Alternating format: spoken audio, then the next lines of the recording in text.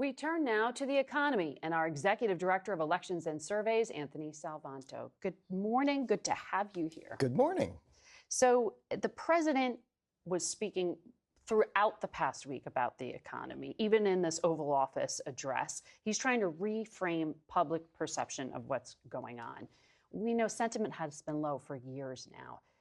Do people really expect that a president can fix everything in the first year? So let me start with that big context because it's so important. Yes, all through 2025, people have said they thought the economy was bad. When you talk about going back years, this goes back to before the pandemic was the last time that a majority of Americans said the economy was good. So we are in this long, and a lot of people think, this structural change that the economy has gone through. Things got more expensive coming out of the pandemic, and people still are trying to adjust to those higher costs. That's what underpins all those sentiments. Now, the political part of this is coming into 2025, more people did think that Donald Trump would fix it. The expectations were high. We measured that back in January. Right now, you have this less than 1 in 5 that feel like his policies have made them financially better off. And even when you ask people then to look ahead to 2026, it's a little bit better, but it's not overwhelming that people think his policies will make them better off. So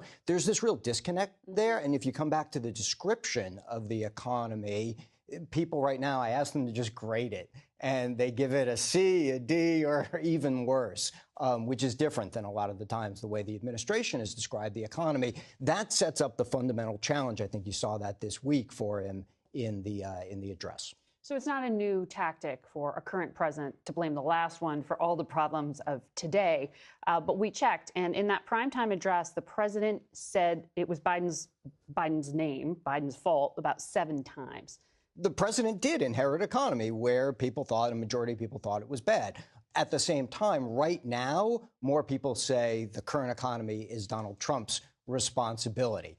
He's the one, it's on his watch right now. Having said that, he had been declining on his handling of the economy throughout the year. That's leveled off now in recent weeks. And one thing you do find is, yes, there's this disconnect. People think he is describing it as better than it really is. Maybe there's political credit to be gained by starting to address what people are feeling. So one thing we know is that healthcare costs for both private insurance users and government insurance users is going to be up. Congress is still debating what to do about the Obamacare Act. But how much public focus is there on this issue? So if you look at the most immediate part of that argument, a big majority thinks that Congress should extend those added subsidies. But in the wider context of this, when we ask people, how do you feel about trying to afford all these various aspects, these basics, cost of living?